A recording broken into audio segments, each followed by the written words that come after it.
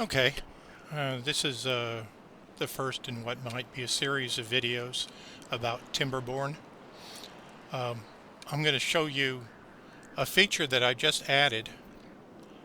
Um, I wish I had recorded some videos when I was building it. I used a lot of explosives, which dynamite, you might think of it. But here's the reservoir.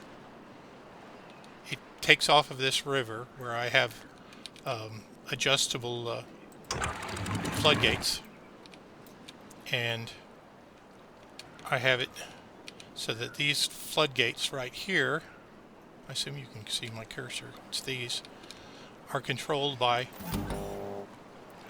this sensor. You see this, both of them light up with a blue-black background. Um, this sensor senses when the level is less than 2.5, and you can see this little blue square, and that's the adjustment. That's something relatively new. So you can see it gives you a perspective actually what that sensor means. If I up, lower, and raise the threshold, it does that. That blue square moves up and down. So that's how we filled the reservoir. But we've got some interesting ways on when we use it. Now, you want to use reservoirs when either you have drought or bad tide. When you have a bad tide, again, I'll show you something here. The water sources turn into bad water. This is a water source. And this is my divergent channel. When this sensor right here detects 2% or more contaminated water, these floodgates here close, and these floodgates open, and the bad water goes down this channel and goes out eventually off the map. And I have another set, which I'll show you in a different video, to divert the bad water. But when you do that, there's no water coming down this main river to this my field of water wheels.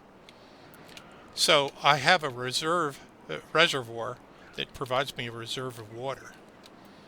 But the way we control it is interesting. I've tried to use, when they released 1.0, they added these automation sensors.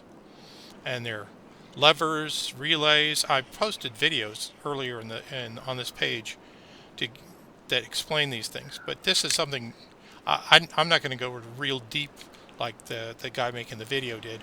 But I'm very pleased with how this came out.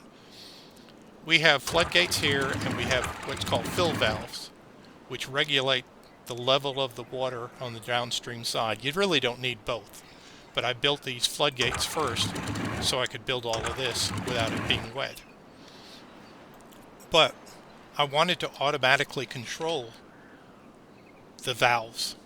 So when a drought happens or bad water happens, either I run out of water or the water becomes bad water and I divert it, but there's no water going down this main channel where all my water wheels are. So I rigged up this. This is a weather sensor that's set to detect drought. This is a weather sensor that's set to sense bad tide. They both go to this relay. It says if either one of them is on, this turns on. And then this sensor reads the bad weather detector, and this is a timer. And when it goes on, it'll delay 12 hours before it sends a signal to both of these valve sets, well, the floodgate and the fill valves. So what happens is, when a drought or a bad tide happens, it takes a while to these for this channels to go empty. So I'm estimating 12 hours. I can tweak it later on. And at that 12-hour point where the drought starts or the bad tide has diverted the water, this reservoir will start pouring out water, and fill this channel.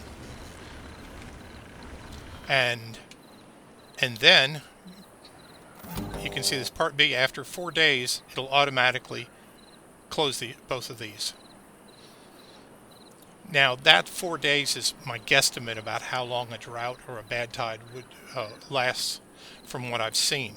But sometimes it's not going to be optimal, and I might just create a lever. See, this is lever, and put it next to here, and when I flip the lever, it can close those gates and the fill valves. So that's my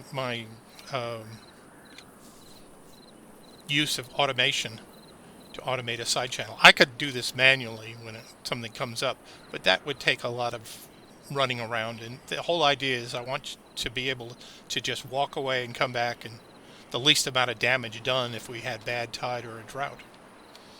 Alright, and that's all that I'm going to do in this video, and I'll do other videos if people want them.